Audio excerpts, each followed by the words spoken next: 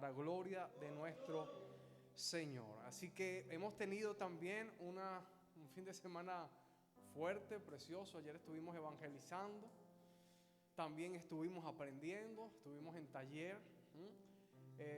Así que bueno, pronto vamos a tener una mejoría abismal también con respecto a media. Va a ser muy bonito todo. Y también ayer estuvimos en la plaza de San Mamés. Estuvimos allí predicando la palabra. Estuvo nuestro hermano Anthony dando un mensaje ahí poderoso contra viento y marea. Dios está levantando nuevos predicadores en la casa del Señor. Amén. Yo estoy contento por eso, porque Dios es el que hace y promueve su obra. Bueno, mis hermanos, vamos a lo que hemos venido en esta etapa del culto. Vamos a escuchar la palabra del Señor. Antes de iniciar, como ya creo que de costumbre, siempre pienso en alguna forma, ¿no?, de poder introducir un mensaje. Y yo creo que esta, vamos a decir que fue la que Dios me ha dado. Hace años, algunos años, escuché una frase de un profesor, vamos a decir buen profesor. Esta persona con mucho conocimiento del área de estudio. Él, reunido un día con sus estudiantes, nos queda mirando, se sonríe y nos ve conversando los unos con los otros, hablando de diseño. Uno rebatía la opción de diseño del otro, creía que estaba por encima del otro. Otro veía un diseño arquitectónico medio ahí y el otro lo destrozaba, decía eso no vale para nada, esto y lo otro. Y cada uno, más que el otro, empezaba a hacerse como que si mi diseño es el mejor, mi diseño está por encima del otro. Lo que yo hago está bien, yo no tengo errores. Y sucede que el profesor nos deja un rato conversar para discutir acerca del diseño de uno del otro. Y de repente se para y dice: está bien, ya está. Ustedes, lo que pasa es que creen que esta es la vida real.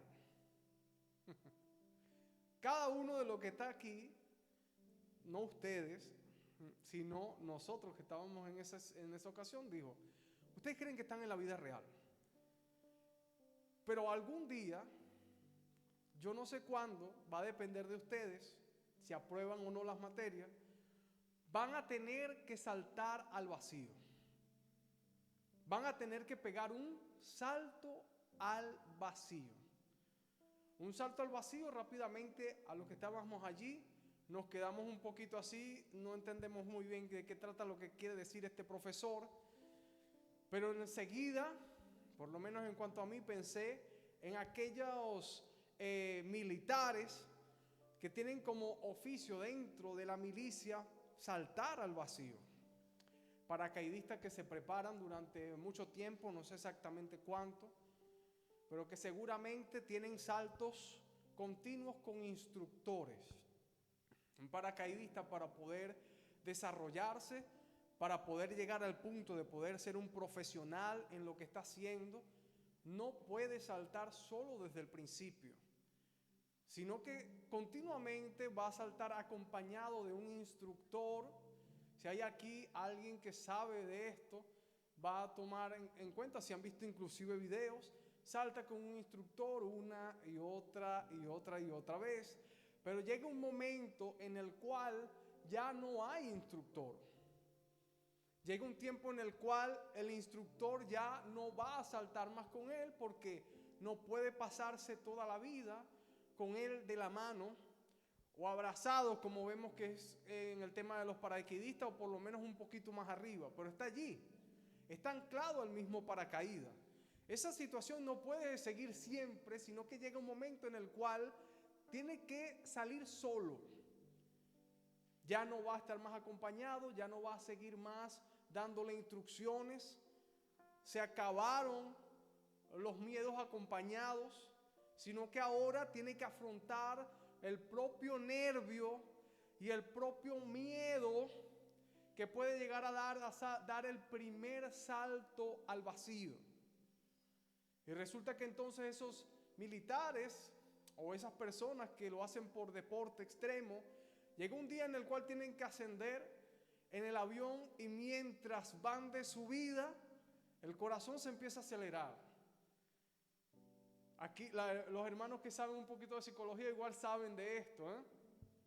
Se empieza a acelerar el corazón, empieza a cambiar el color del rostro, empieza a hacerse diferente tu propia persona. Tu atención se centra exclusivamente en nada más, sino en ese momento en el cual tus pies dejan de estar apoyados en el suelo del avión y ya no hay más suelo, sino que saltas o saltarías al viento. Decir al vacío específicamente, igual me escucha un físico y me mata, porque no es un vacío, realmente hay viento, realmente hay elementos aunque no sean visibles, no es un vacío total, pero es una forma de decir que voy a saltar, quizás hacia lo desconocido, pero quizás a lo que no sé cómo va a salir. Seguramente por la mente de muchos que saltan por primera vez de un paracaídas está: ¿cómo voy a llegar al suelo? Porque de que vas a llegar es seguro. La persona que salta por primera vez sabe que va a llegar al suelo. Ese no es problema, es como la muerte.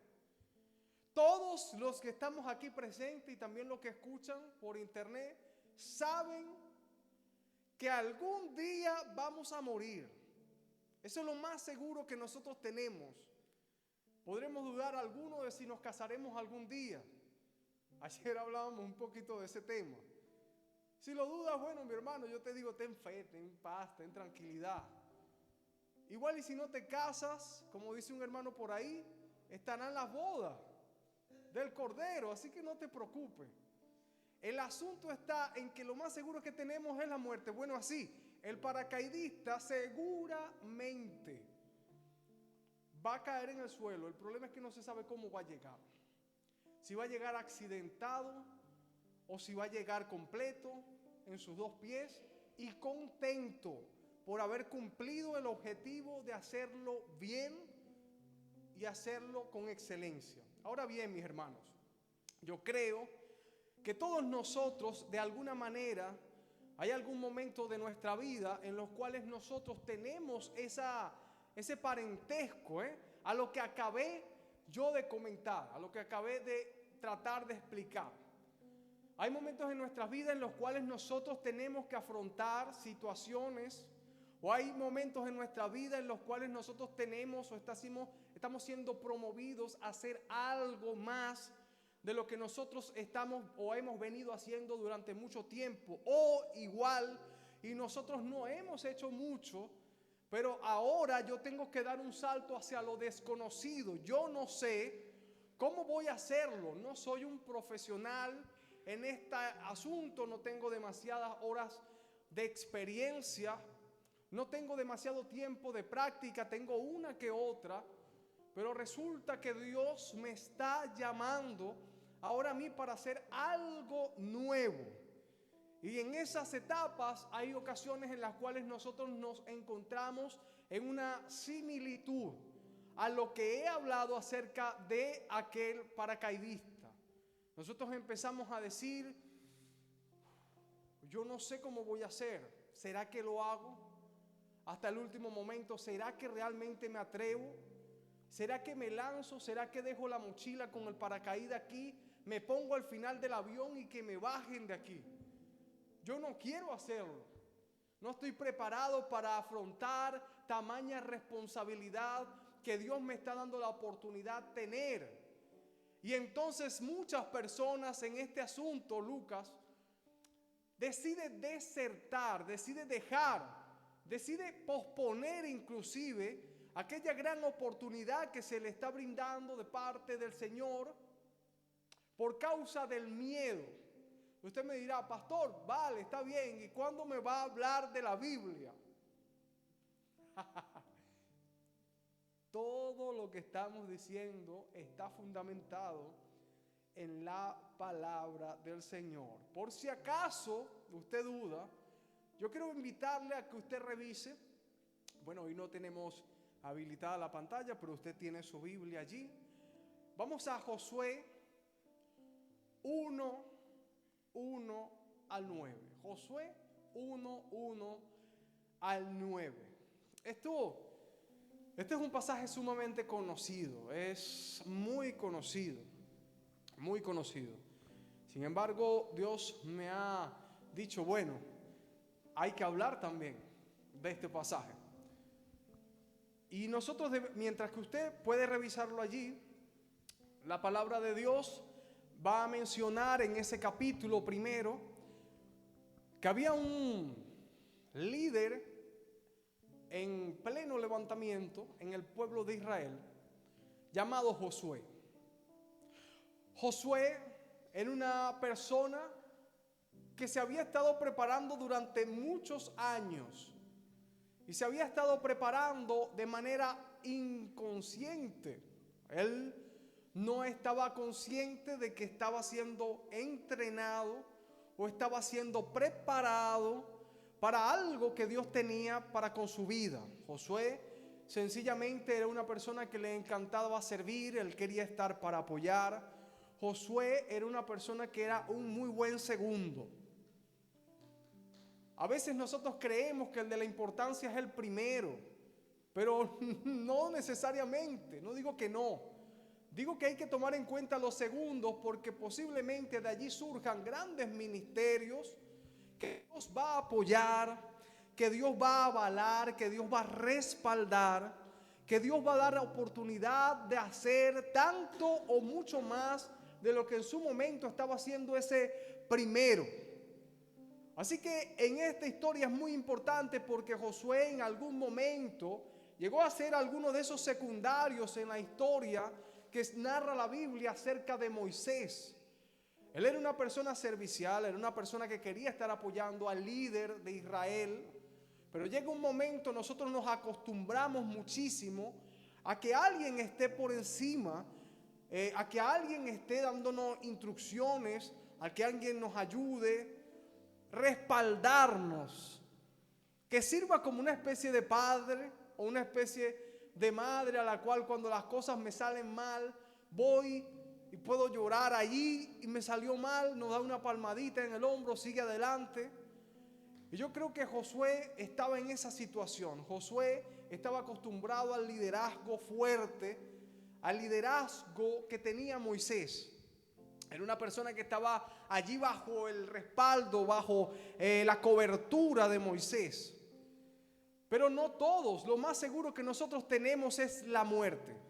Lo más seguro que nosotros tenemos es la muerte y en algún momento nosotros tendremos que dejar lo que estamos haciendo para dar paso a otras personas. Lo más hermoso del liderazgo real y verdadero, lo más hermoso del pastorado real y verdadero, lo más hermoso del ministerio en general es saber y entender que no estamos aquí para siempre y que no vamos a hacernos eternos en una iglesia y eternos en un sitio para la gente, porque la gente no debe adorar al ministro, sino que debe adorar a Dios. ¿Cierto? ¿Cuántos dicen amén? Y como nosotros sabemos que las personas deben adorar a Dios, una de las cosas importantes para el liderazgo es que debemos preocuparnos por dejar gente entrenada. Gente que tome la espada, gente que vaya al frente y que la obra no se acabe porque alguien falte en la iglesia, porque alguien falte en casa. No, La verdad es que Dios mismo se había interesado porque Josué fuese entrenado, pero Moisés también estaba allí con él. Sin embargo, eso crea un sentimiento muy profundo de cercanía. Y de la misma manera como Juan ponía su cabeza en el pecho de Jesús y él mismo se dice, él mismo dijo que era el amado. No sé. A veces la gente dice, bueno, yo soy el amado, yo mismo. Él dijo él mismo que él era el amado. Yo no voy a tomar porque él haya sido él mismo que lo dijo, porque nosotros mismos decimos de nosotros mismos cosas muy buenas. Pero no sé si sea cierto. La cosa es que no es rebatida la situación de que él ponía su cabeza sobre el pecho del maestro. Y eso a mí me da un indicio que hay una cercanía tan hermosa. Bueno, ese tipo de cercanías también hay entre principales y también las personas que le acompañan. Se crea ese tipo de relación. El problema de esta relación es que los seres humanos a veces nos encontramos en la dificultad continua de desprendernos. Nosotros somos muy buenos para pegarnos, pero para desprendernos es difícil. No queremos que las personas se vayan de nuestra vida. Nosotros no queremos que las personas pasen de nuestra vida. Lo que deseamos es que se queden siempre. Pero ni Dios mismo está interesado que las personas se queden constantemente en nuestra vida. Hay gente, lo he repetido en otras ocasiones, que debe llegar a nuestra vida, va a cumplir un objetivo con nosotros o nosotros con ellos, nos va a limar, nos va a preparar, nos va a afilar, nos va a entrenar y en algún momento tiene que salir de nuestra vida. Y no es momento para llorar, aunque naturalmente nos provocaría eso. Nos dolemos, nos entristecemos, nos apegamos a la persona y no queremos avanzar porque estamos acostumbrados a que sea la persona esa que siga adelante y yo sigo sus pasos. Sin embargo, en el caso de Josué, él llega en el punto en el cual Josué se queda en stand-by. ¿Ahora qué hago? Moisés ha muerto, no hay líder en Israel. Hay desolación en el campamento de 2 millones de personas. Repito, hay desolación en el campamento de 2 millones de personas. El pueblo va a empezar a exigir un líder. El pueblo sabe también que es Josué el que ha estado con él y también Caleb por otro lado. ¿Sí se acuerdan, no? Josué y Caleb. Pero principalmente Josué. Josué se da cuenta de la situación y entiende que Dios igual y no levanta a otro porque realmente ahí el que más está entrenado es él. Pero él es un ser humano. Él siente. Él sabe el peso que significa llevar a un pueblo que continuamente le dio dolor de cabeza a su líder terrenal, que se quejó, que pidió carne en vez de maná, que lloraban como niños, se quejaban, querían idolatrar a un becerro, se mal comportaban, hablaban mal de Dios. Aparte de eso, hablaron mal de su líder. Hasta la hermana del mismo líder se levantó a hablar mal de él, lo que quiere decir que Josué igual y pensaba, hasta la misma familia mía se va a levantar en contra de mí como yo llegue a hacer este asunto mal. Yo no tengo el poder que tuvo Moisés. ¿Cómo voy a abrir yo el mar? Él empezó quizás a pensar todas estas situaciones y estaba en una situación de nervio. Una situación en la cual estaba como cuando vas a saltar al vacío. No sabes qué va a pasar ni cómo vas a llegar a suelo. Pero lo que él sabía era que tenía que coger esa responsabilidad. No era muy cómodo para él. No es comparado al liderazgo de ahora o de hoy en día, que incluso dicen, quítate tú para ponerme yo, porque yo lo hago mejor. El corazón de Josué era distinto. Él no quería ir por encima de Moisés y sacarlo para quitarle el puesto. Lo que en su corazón dictaba era: yo hubiera querido que mi líder hubiera estado más aquí, porque yo tengo muchísimas cosas más que aprender, yo no sé guerrear. Yo pensaba que era él el que iba a pasar con nosotros a la tierra prometida y se ha muerto, y ahora ¿qué hago yo? Pero en el momento en el cual nosotros tenemos muchas dudas en nuestra mente que nos agobia respecto a cosas que tenemos que hacer y enfrentar, es allí cuando se presenta nuestro gran Dios. Es allí cuando se presenta nuestro gran Rey a darnos esa palmada que necesitamos, a decirnos: hey, espérate, no te quedes apegado en el asunto. Por mi país le dirían algo así: no te quedes en el aparato, sigue. Y nosotros vamos a ver aquí una de las palabras más preciosas que Dios va a dar a cualquier persona que nosotros escuchemos o veamos en las Escrituras. Es verdad que Dios es un Dios también poético, pero cuando yo leo esto, me doy cuenta que la forma en la cual Dios le dio el ánimo a Josué fue impresionantemente hermoso. La palabra de Dios dice que Dios le dijo a Josué: mi siervo Moisés ha muerto.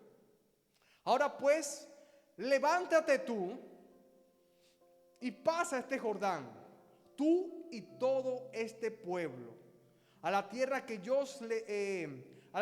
les doy a los hijos de Israel. Yo os he entregado, como lo había dicho Moisés, todo tu lugar que pisar la planta de tu pie, desde el desierto del Líbano y hasta el gran río Éufrates. Después dice en el 5: nadie te podrá hacer frente en todos los días de tu vida.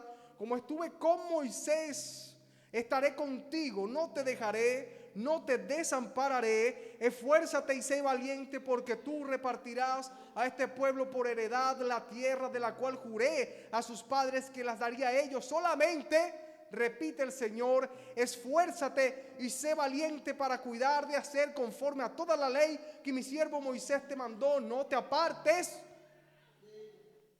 de ella ni a diestra ni a siniestra. Dios le mete una palmada de ánimo a una persona que estaba enclaustrada en el temor de querer saber qué iba a pasar ahora, ya que no estaba su líder. Mi amado, hace un año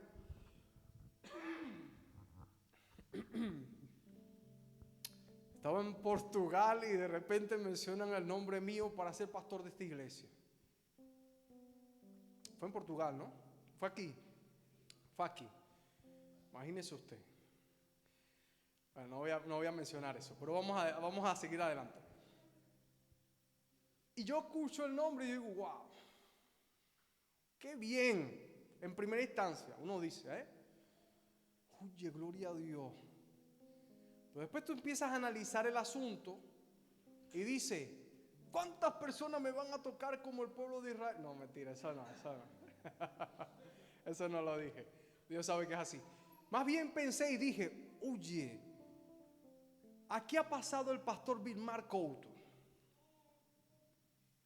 Aquí ha estado el pastor Jefferson Kennedy, el pastor nacional. Aquí ha predicado gente que ha venido de Portugal con mucha experiencia. ¿Y yo qué voy a dar ahora? ¿Qué? ¿Ahora yo qué? Es así. Y uno dice: wow.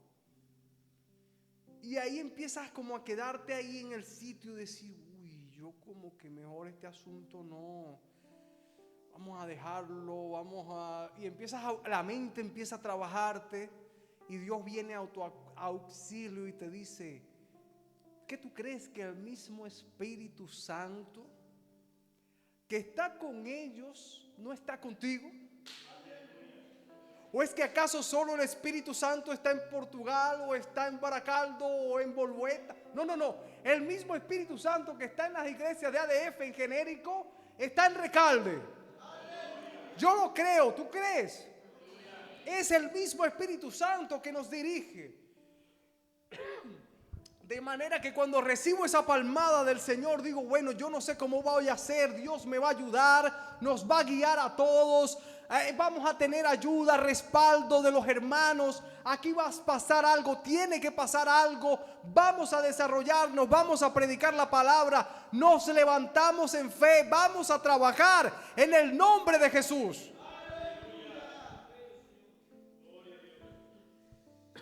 Y Josué se levanta y nosotros sabemos de su historia. No vamos a contar la historia genérica o demás de Josué por motivos de tiempo, pero usted sabe cuál fue el resultado de aquella historia. Fue maravillosa, una cantidad de victorias indecible, una multiplicación indecible de bienes y de personas. Y aunque la palabra de Dios no dice específicamente cuántas personas pasaron de 2 millones, después al final del ministerio de Josué seguramente se habían multiplicado. Muchísimo, era un gran pueblo. Un gran pueblo. Ahora, mis hermanos, hay un teólogo que dice, solo el que cree obedece. Solo el que cree obedece. Y solo el que obedece cree. Creer es una parte muy importante del proceso. Ahora vamos a dar un giro a esto. Ustedes se acuerdan de aquel apóstol impulsivo, ¿no? Ese apóstol que nosotros vemos que cada vez era el primero que respondía a las preguntas. Era el primero. No importaba lo que dijera, él soltaba. Después vamos a ver cómo se arregla el asunto. Hay personas así. Hay personas que rápido hablan. ¡Pum! Uy, ¿por qué ese hermano dijo esto? Dios mío, y ahora, y después tiene que ir así. Oye, mi hermano, perdón por lo que dije. Pasa. Usted empieza ahí a recordar, seguramente es el hermano tal. Pero todos nosotros en algún momento hemos hecho algo así. Estamos hablando del apóstol Pedro. Pedro en una ocasión está en una barca. Mateo 14, 22, 33, para que lo tenga allí. Pedro está en una barca con los discípulos.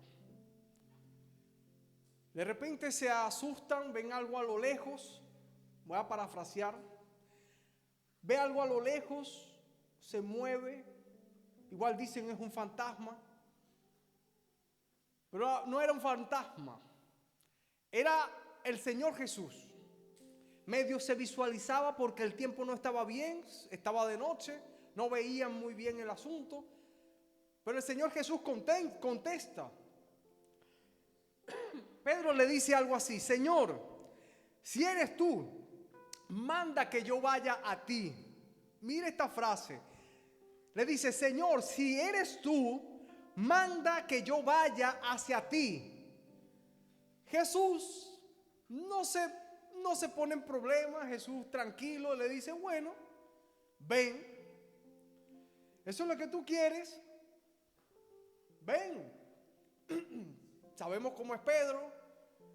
Se remanga quizá su, falda. Era algo así parecido. Sí, bueno, es que lo que pasa es que la corbata no es bíblica. ¿Me explico? El traje no es bíblico.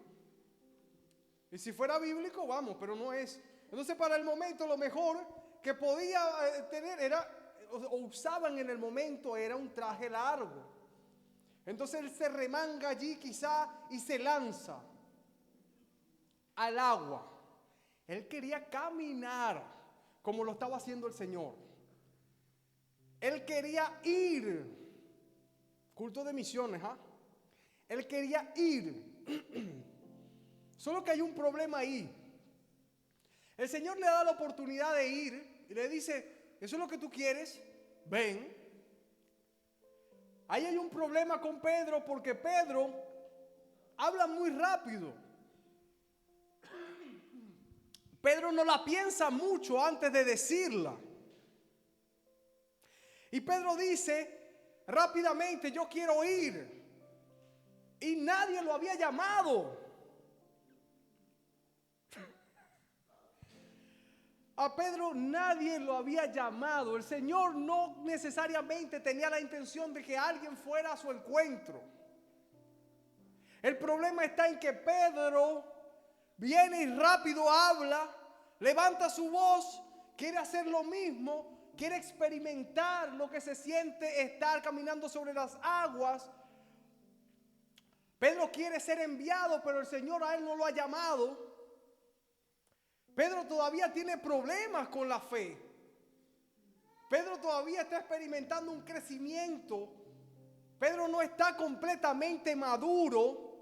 Él apenas está conociendo el camino del Señor, apenas está tomado de la mano de Cristo. Todavía le cuesta entender incluso quién realmente es el Señor.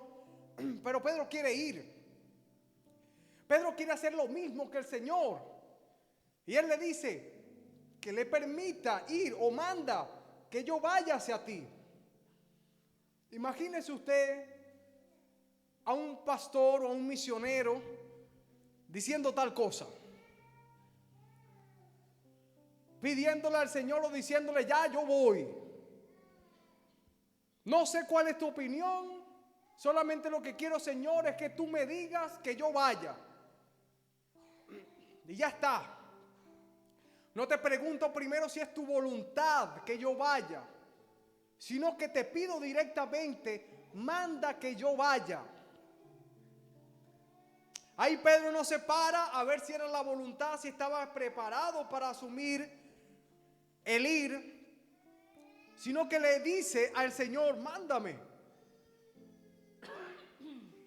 Perdón, aquí hay un punto. El Señor no te lo va a negar. El Señor no te lo va a negar. Hay una cosa que se llama la voluntad permisiva de Dios. Si tú me insistes, te lo voy a dar.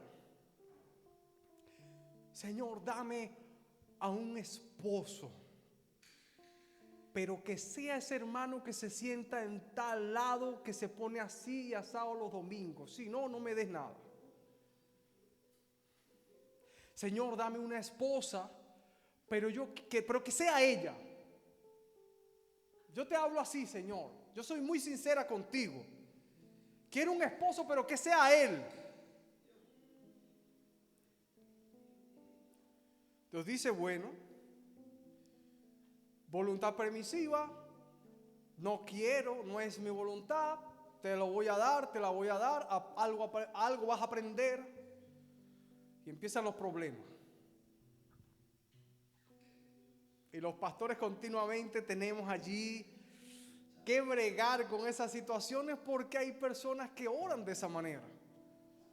Porque hay personas que se mandan al vacío sin Dios haberle dicho nada. Hay personas que se lanzan al vacío sin saber si realmente eso es lo que Dios desea en sus vidas. Y empiezan a hacer cosas porque ellos creen, porque ellos piensan que va a salir bien, porque a mí me gusta así. Y resulta que no tenía nada que ver con lo que Dios tenía planeado para ti. Entonces Pedro se lanza de la barca. El Señor le dice: bueno, no me das opción, ven. Y él empieza a caminar. Pedro empieza a caminar centrado en Jesús, y empieza a hundirse.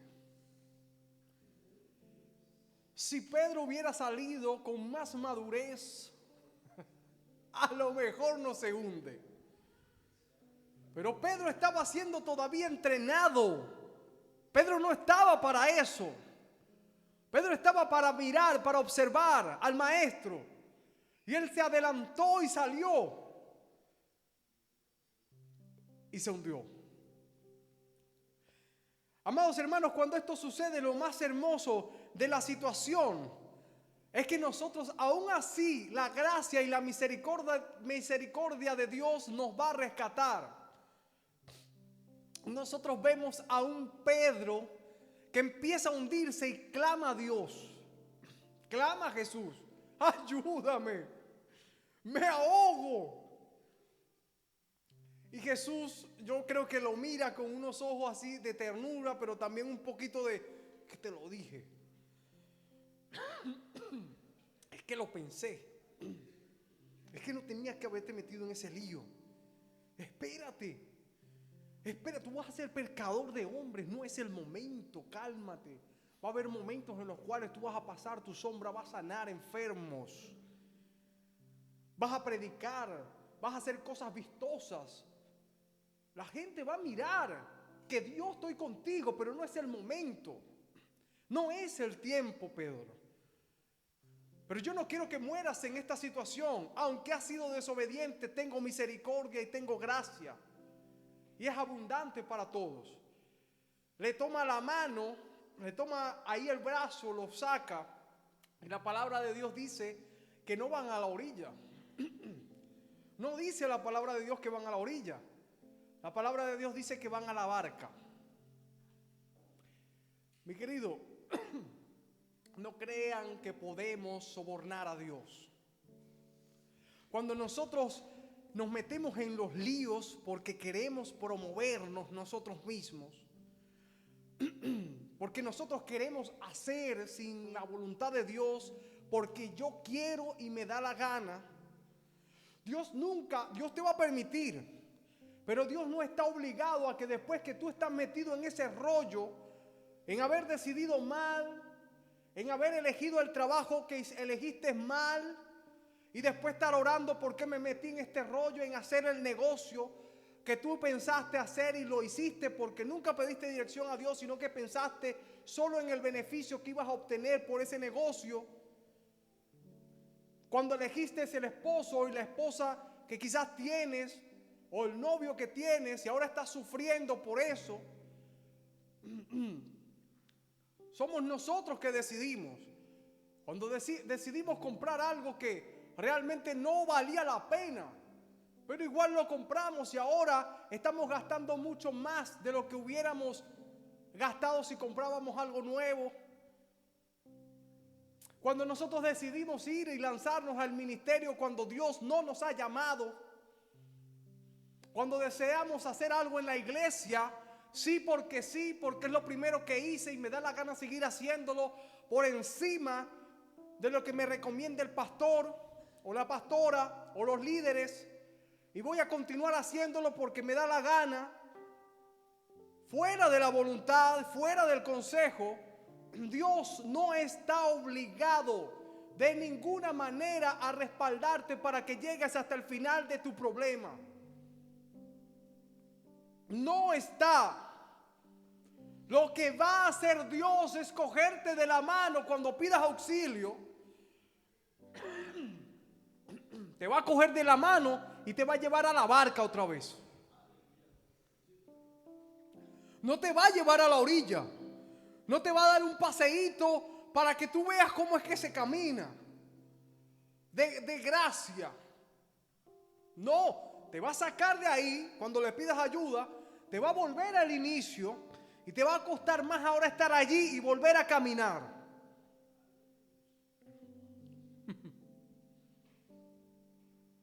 El precio de la desobediencia. No está obligado Dios a acompañar tu desobediencia. Él te va a regresar al inicio y desde allí vas a tener que mirar lo que hiciste y vas a empezar de cero. Así que cuando nosotros se nos ocurran estas oportunidades personales y en nuestra mente que no están según el Espíritu, lo mejor es nosotros decir: Señor, yo mejor voy a orar. Yo no voy a decidir por emoción, porque igual salto al vacío cuando tú no me has pedido que salte. Entonces nosotros tenemos que estar muy atentos a qué es lo que Dios quiere. Y para eso, entre otras cosas, nosotros tenemos que tener bastante conciencia de lo que va a pasar después que decidamos. Pero por supuesto, hermanos, lo principal es que nosotros debemos tener una cercanía con Dios. Que nosotros debemos empezar a decidir las cosas según Dios. Que nosotros tenemos que empezar a orar de verdad. Que nosotros, para poder saber cuál es el plan o los planes de Dios en nuestra vida, No podemos tener a Dios como un amigo que visitamos cada una semana cuando vamos los domingos a la iglesia, sino que nosotros deberíamos tenerlo como ese compañero que Él mismo dijo que sería para nosotros si nosotros estábamos ahí todo el tiempo orando. Y yo creo que Dios, hermano Andrés, diácono Andrés, está interesado en escucharnos, solo que nosotros no nos da la gana de hablarle nunca. No digo con todos, es más, no digo con ustedes, ya está. Nadie se sienta comprometido. Pero nosotros cambiaría tanto el panorama si nosotros buscásemos mucho más la oración.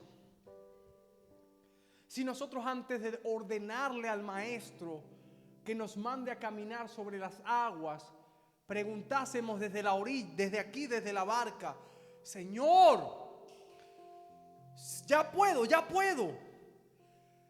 bajarme de la barca para hacer como tú haces, o espero. Y si el Señor dice: Pedro, estás creciendo, espera, decir amén.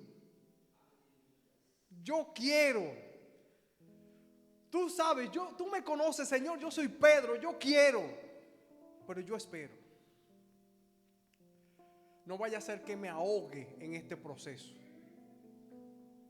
Entonces, mis amados, nosotros debemos reconocer y saber que en algún momento de nuestra vida nosotros quizás hemos hecho algo que Dios no tenía planeado para nosotros.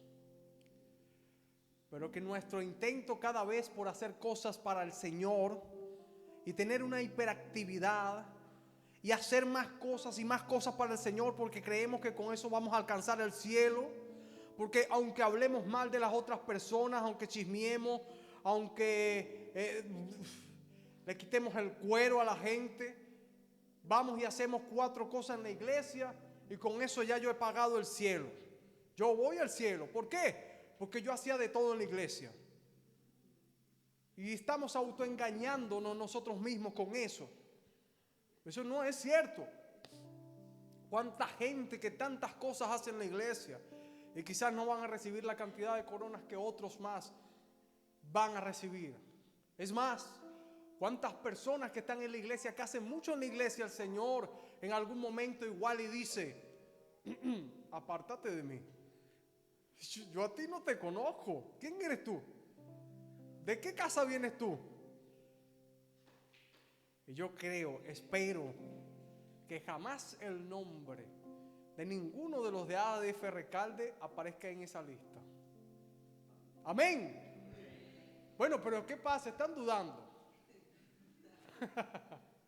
No, mi hermano. Dios desea que obedezcamos. Dios desea que nos tomemos esto en serio. Dios desea que nosotros saltemos al vacío, sí, cuando sea su voluntad. Dios desea que nosotros saltemos al vacío. Y vamos a tener miedo, eso es así. Llegará el momento. Personas aquí Dios le ha prometido cosas. Personas aquí han tenido van a tener un gran ministerio. Van a tener una gran familia, aunque ahorita no vean quién va a ser el que está al lado. Aunque todavía no sepas ni siquiera cómo puede ser físicamente el que va a estar a tu lado por toda tu vida, Dios te va a dar esa oportunidad de casarte. Pero no lo hagas, amado. No lo hagas por tu emoción. Ni pidas al Señor: Señor, dime que me case ya. Cuando sea su voluntad. Cuando sea su tiempo. Y vas a experimentar realmente lo que tan hermoso es vivir esas experiencias. Y no hablo solamente del casamiento, hablo de en general. Hablo de decisiones completas en nuestra vida. Hablo de viaje, hablo de trabajo, hablo de todo lo que puedas experimentar, hermano. No saltemos por nuestra cuenta. Esperemos a lo que el Señor nos diga. No sea que Él tenga que venir a rescatarnos por nuestra cabeza dura. No es la voluntad de Dios querer estar rescatándonos a cada rato, sino que su corazón se llenaría de alegría y emoción de ver cómo Él no tiene que estar rescatándonos tanto, sino que nosotros estamos obedeciendo cada vez más en el transcurrir de los años. Amén. Amén. Jesús. Voy a finalizar con esto. Jesús, 100% hombre, 100% Dios, estaba en el Getsemaní.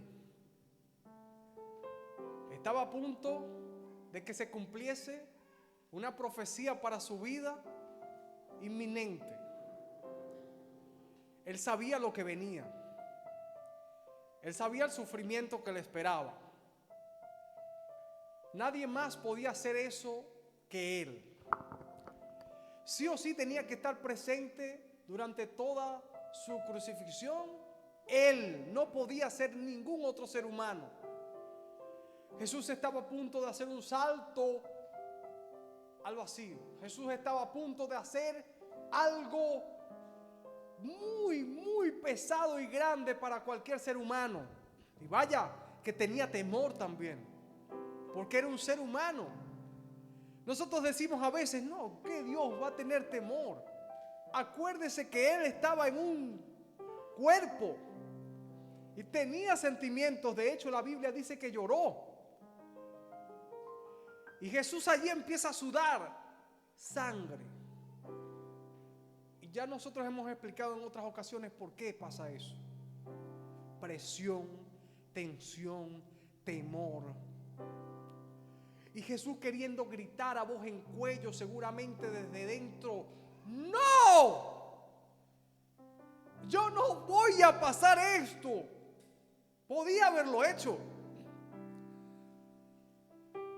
Por ellos, rebeldes, pecadores, ofensores de Dios, mentirosos, borrachos, brujos, brujas, drogadictos, todos los pecados que usted puede imaginarse. Yo no tengo que morir por ellos.